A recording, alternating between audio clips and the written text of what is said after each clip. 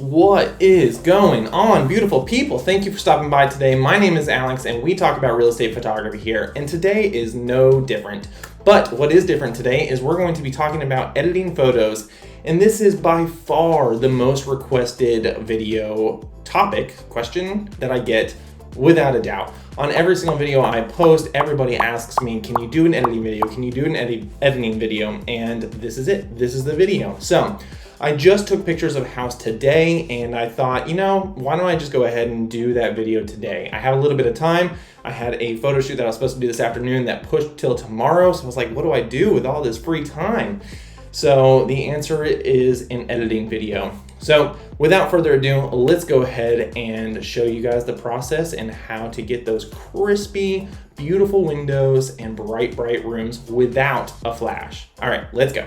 All right, guys, this is the very long-awaited, much asked for tutorial on how to edit real estate interiors. So I typically don't normally do this myself anymore. I used to obviously do it when I started, but at this point in my business, I outsource most of my editing, especially the interiors, because they just take so long. So as I'm growing this business and I have several shoots in a day and I still want to spend some time with my family, you gotta weigh out the pros and cons of what's most important to you. And the fact is that I can have an editor that I pay relatively inexpensively overseas, and built up a relationship with a specific person, and they do amazing for me. No complaints. So as long as I can do that and have some time and freedom, which is why we're kind of entrepreneurs to begin with, right? Then I'm going to keep doing that. But that doesn't mean that I shouldn't be able to edit the photos myself. So I'm going to show you guys how to edit these photos. So as you can see, this is actually a house that I just shot today. And the photos are being edited by my editor, but I decided to take one of them and just show you guys how to do it. So what we do is I have the 3 photos here in Lightroom Classic. It's a very important distinction here that Lightroom Classic is the only way that you can do this. You cannot use it with the new Lightroom CC, unfortunately. I really like Lightroom CC, however, Lightroom Classic is the only one that will allow you to export layers into Photoshop, which is what we need to do. So very first thing is we're going to click on this one, and we are going to scroll down here and just make a couple quick corrections. So remove chromatic aberration and enable profile corrections. It automatically knows I have a Canon 16 to 35 millimeter lens, and we will do the same thing for here. And we will do the same thing for here. After we do that, we will go back to them and we are going to adjust the exposure and highlights and shadows a little bit. So this one is nice and bright just like I want, but we're actually going to bring that down just a touch so you can see a little bit more of those highlights. And you'll see right over here, the histogram. We like to pay attention to that because we want to kind of have everything balanced and nothing too high or too low. So we might even want to bring that down a little bit more. I think that's probably good. And then this one, pretty good. We'll bring the shadows up a little bit and the exposure down a tiny bit. And we'll bring the highlights down a little bit as well, I think.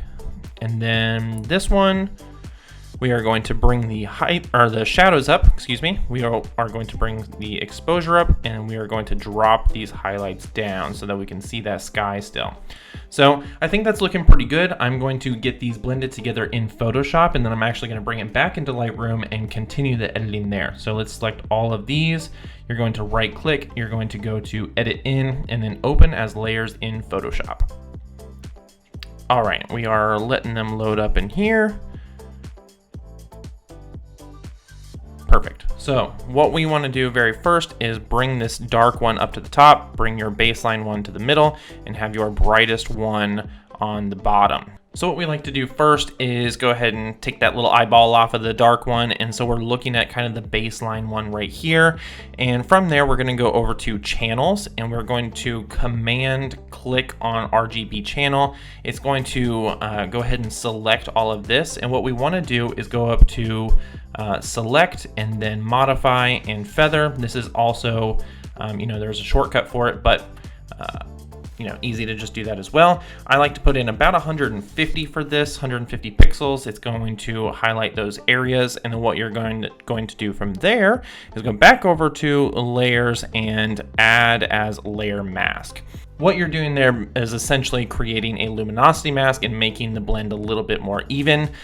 From there, we are going to click on this top one, go ahead and open that eyeball back up, and we are going to go over to the pen tool, and let's go ahead and zoom in on these windows and start to cut these out. So you're going to, let's zoom in a little bit more. We're gonna go right here, click, and I have the little rubber band tool turned on, by the way, so you can see this line on the screen, which kind of just helps make it a little bit faster, I think. So let's go ahead and go through here and then click on that to close it up. And then what you want to do is hit Command Shift Enter, and that will select that area. And let's go ahead and do the next one.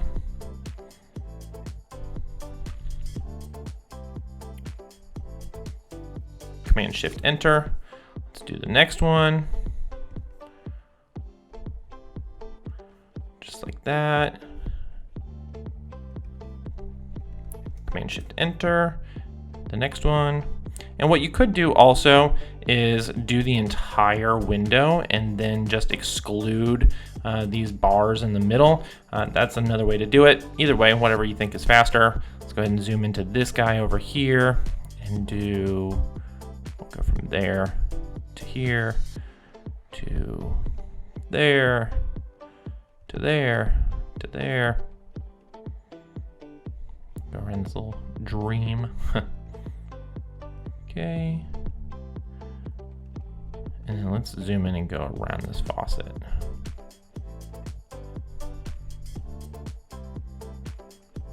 I think we actually need to go. Yeah, I missed that first point right there. Go ahead and hit enter.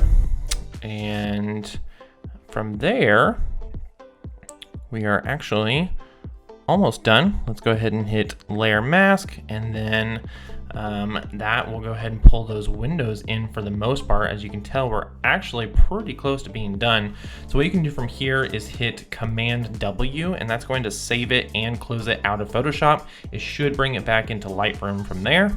Now, once we are back in Lightroom, you can see that this is the image that we produced. And what I like to do is just a little bit of editing from here. So I think, as these look really nice and you can see right through them, but I honestly think it's a little bit too much.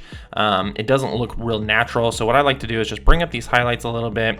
And then we can even create a gradient and kind of make the inside on this side a little bit brighter. And let's just a little bit of exposure there, 0.6, and honestly it's looking pretty good. If you wanted to, you could take the brush, just kind of go over this real gently. I have it pretty feathered out, and bring that exposure up just a little bit and those highlights down just a little bit. And I think that honestly looks pretty good. That's an image I'd be pretty happy with delivering to a client. As you can tell, it's not a super difficult process. Of course, sometimes it does get more difficult. On one image, I remember having such a hard time because it had a lot of plants covering up the window, and so I had to kind of work around and select the window through the plant, which was a real pain, a real joy, if you will. But for the most part, the windows are not too terrible, and you can get them done pretty quickly, especially once you start getting used to it. So I hope that was super helpful for you guys. If it was, leave a like. If you want me to do another one, I can do a few more interiors for you guys, but this is how you do it. So if you want to hit the subscribe button, I'd certainly appreciate it, and I will see you guys in the next one. Peace.